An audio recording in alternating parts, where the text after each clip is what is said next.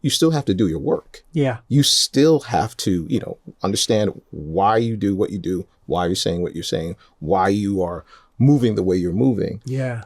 And you can't just mimic it. You can't just do a character. It needs to be a living, breathing person. Hi, I'm Alex DeLerma, and this is the Cinema Gym. If these videos are helping you and you want to see some more, please like, subscribe, comment. Let's keep this thing going.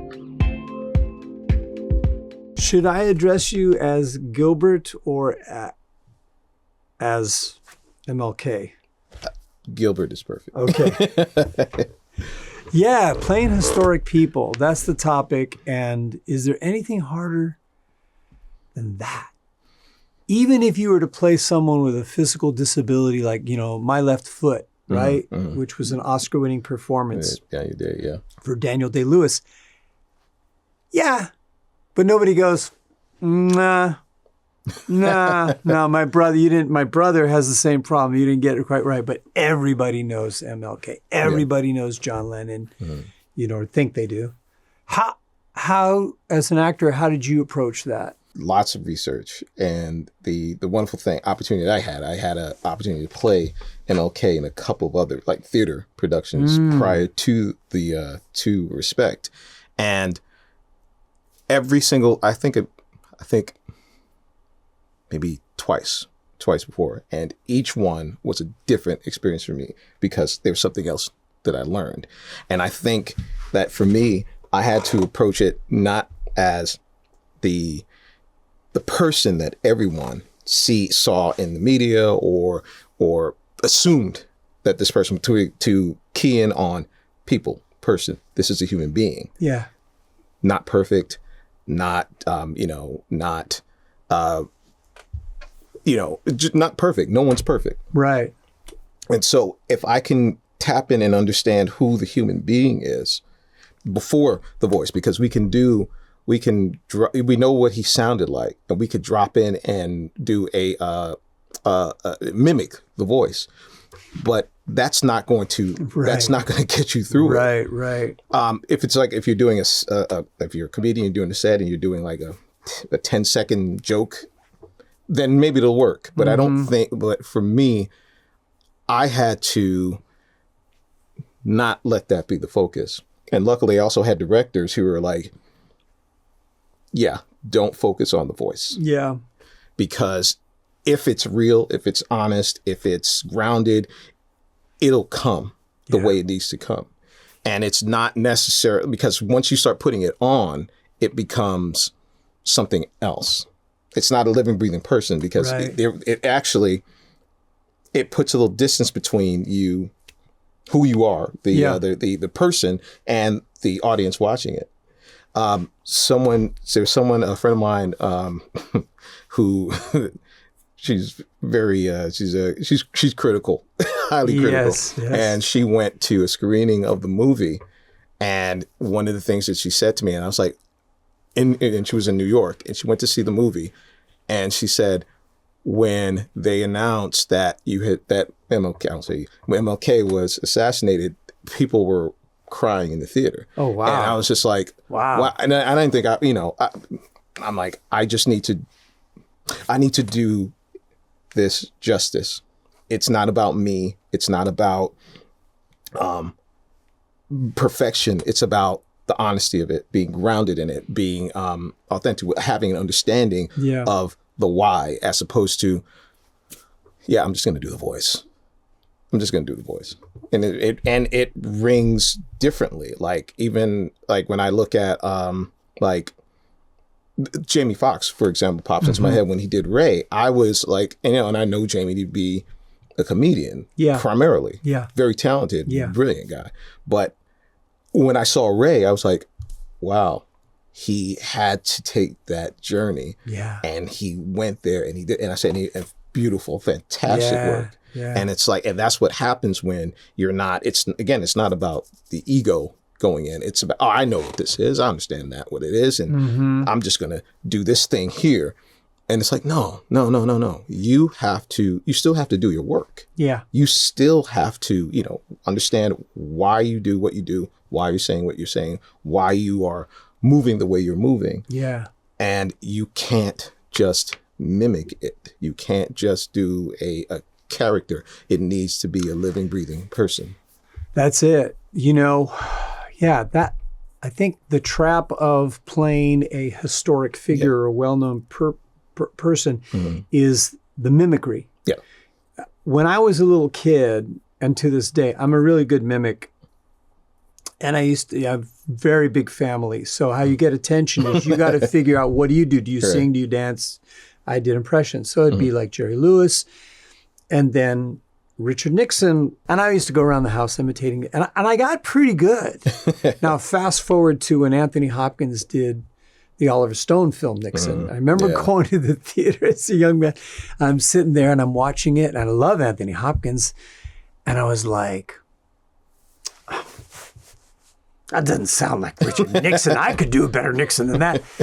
About 20 minutes into the movie, he became Richard Nixon. He already was from the beginning, but, as an audience, we come like with we think we know. And then right. also there's a competitive thing like, well, I'm way too young to play that. So here I am as just starting as an actor thinking, I could have maybe played a Mexican Nixon. Who knows? And I just remember getting my mind blown because by the end of the movie, I felt like he didn't do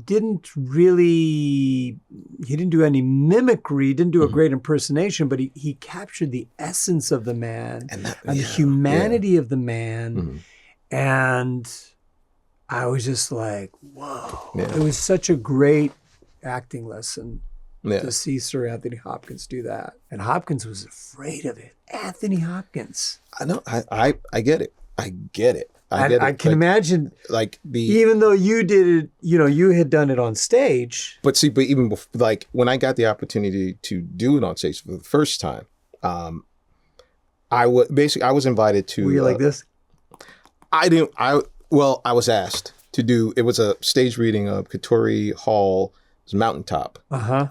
It was right before it went to Broadway. And so they were honoring her and they asked me to play MLK. And the gentleman who was conducting the festival, I was like, I don't know. I said, no, I mean, I saw your resume. I said, and I feel like you could do this. And I was like, let me read it first. And let me see. And I'm not memorizing. We're just doing stage reading. Yes. I said, okay, great. Yeah. And I got into it and I said, this is a fantastic script. And because in the script, in the story, it's a reimagining of the night before he's assassinated. And it's fiction, but there's a lot of fact in it. And I read it and he said some things in it that I was like, wasn't really aware of that he said. Yeah. He smoked, he drank a little bit. He was. We know MLK was human. Yeah, right. Exactly. We know. And so I was like, I don't know. And then I was like, okay, you know what? Sometimes as an artist, you have to be willing to fail because that's where you get the lesson. Yes. And so I said, okay, you know what?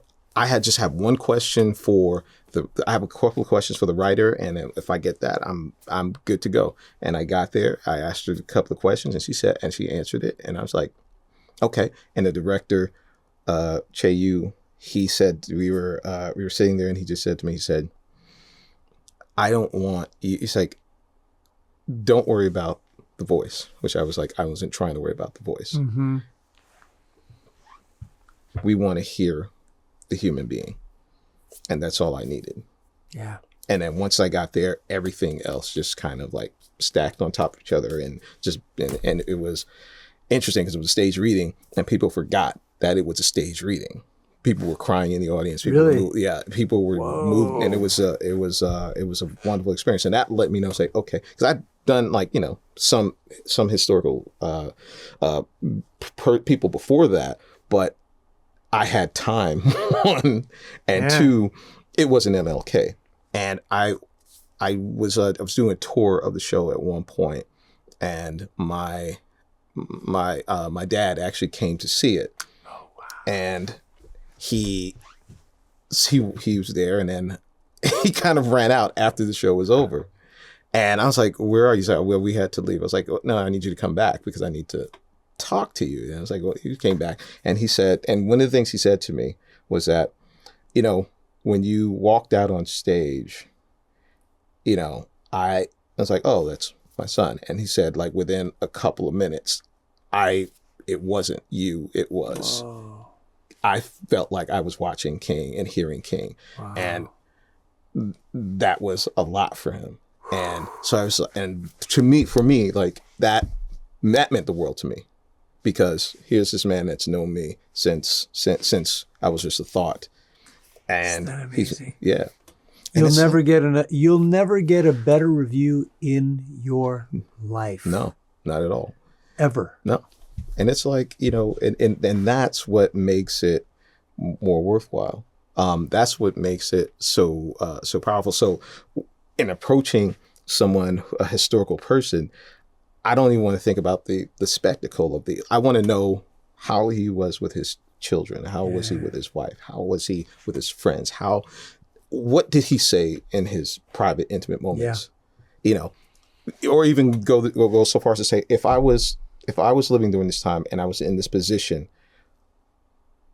what would be going through my mind if I knew that every single day of my life, because of the stance I was taking, my life was in jeopardy? Not just my life, but my family's lives. And I'm doing this anyway. Yeah. How would that affect me? Yeah. What would that mean? What would that do to me? And so grounding him in reality, grounding him in specificity, grounding him in get the essence of who he is and the motivation of what he was doing, that helped me. And it helped me understand things about myself also. Yeah. Because I think like every role you take on, you should learn something about, if not about that person, about yourself. Yeah. Because it all informs you as an artist. And it affects everything that you do. Beautiful. If you're interested in classes, seminars, or private coaching, you can visit the website. Hope to see you in the gym soon. thecinemagym.com for virtual one-on-one coaching for camera.